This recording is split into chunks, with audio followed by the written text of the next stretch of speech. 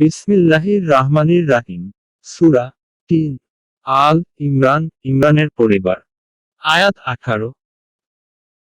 আল্লাহ সাক্ষ্য প্রদান করেন যে, নিশ্চয় তিনি ব্যতীত কেহ ইলাহ, উপাস্য, নেই এবং মালাইকা, ফেরেশতা, জ্ঞানবানগণ ও সুবিচারে আস্থা স্থাপনকারীগণও সাক্ষ্য দেয় যে, এই মহাপরাক্রান্ত বিজ্ঞানময় ব্যতীত আর কোনই উপাস্য নেই। আয়াতের তাফসীর। আল্লাহ সাক্ষ্য দেন এবং ফিরিশতাগণ ও জ্ঞানী ব্যক্তিগণও সাক্ষ্য দেয় যে, তিনি ব্যতীত অন্য কোন সত্য উপাস্য নেই।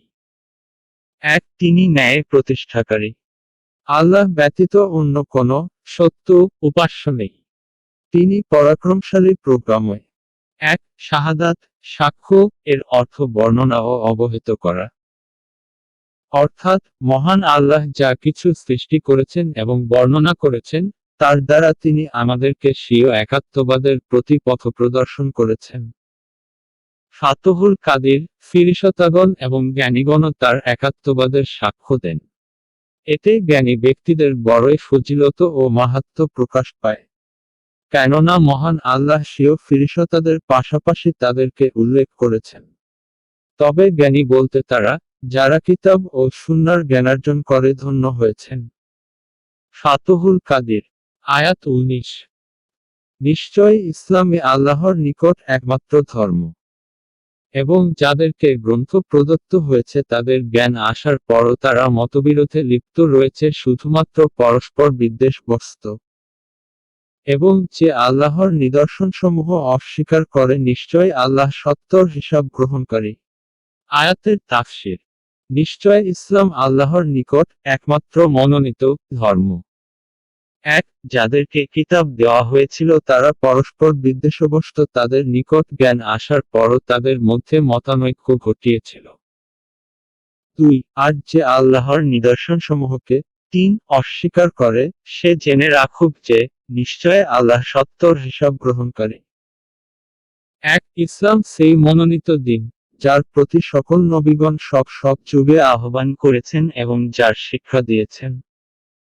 আর এখন এই ইসলামের পূর্ণাঙ্গ রূপ হলো সেটাই, যা শেষ নবী মুহাম্মদ সাল্লাল্লাহু আলাইহি ওয়াসাল্লাম বিশ্ববাসীর সামনে পেশ করেছেন। যাতে আছে যে, তাওহীদ, রিসালাত এবং আখিরাতের উপর ওইভাবে ঈমান আনতে হবে ও বিশ্বাস করতে হবে, যেভাবে নবী করিম সাল্লাল্লাহু আলাইহি ওয়াসাল্লাম নির্দেশ দিয়েছেন।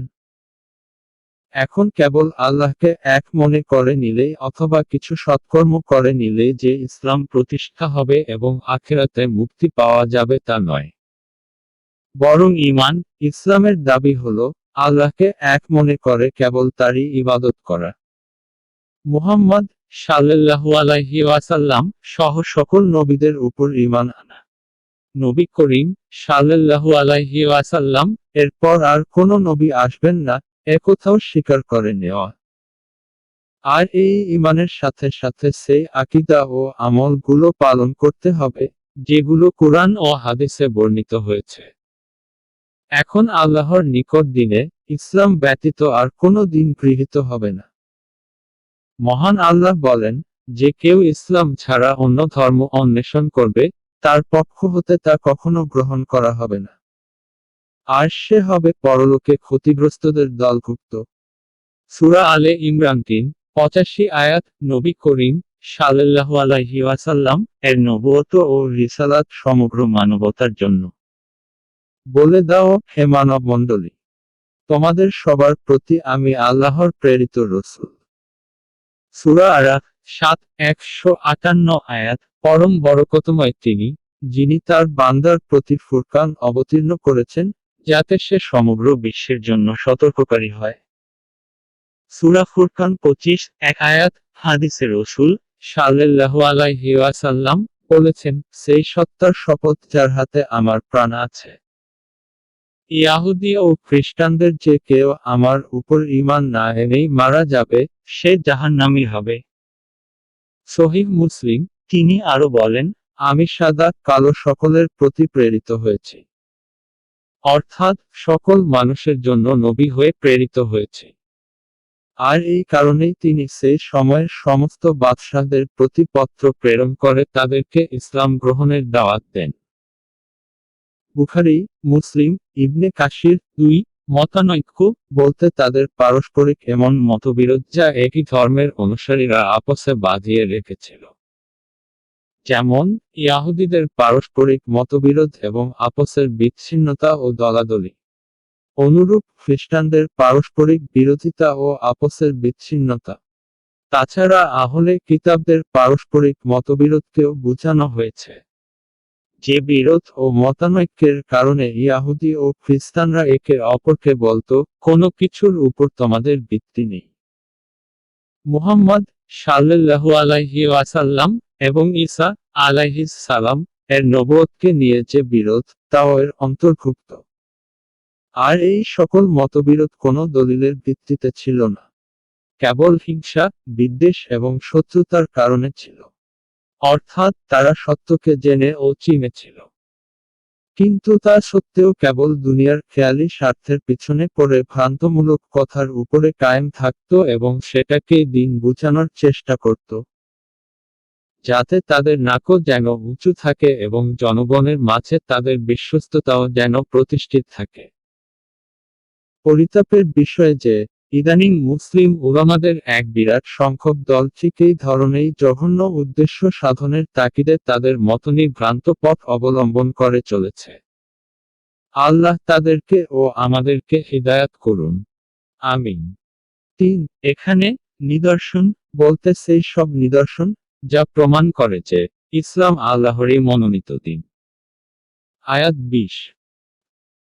অতঃপর যদি তারা তোমার সাথে কলহ করে তাহলে তুমি বলো, আমি ও আমার অনুসারীগণ আল্লাহর উদ্দেশ্যে আত্মসমর্পণ করেছি, এবং যাদেরকে গ্রন্থ প্রদত্ত হয়েছে ও যারা নিরক্ষর তাদেরকে বলো, তোমরাও কি আত্মসমর্পণ করেছ?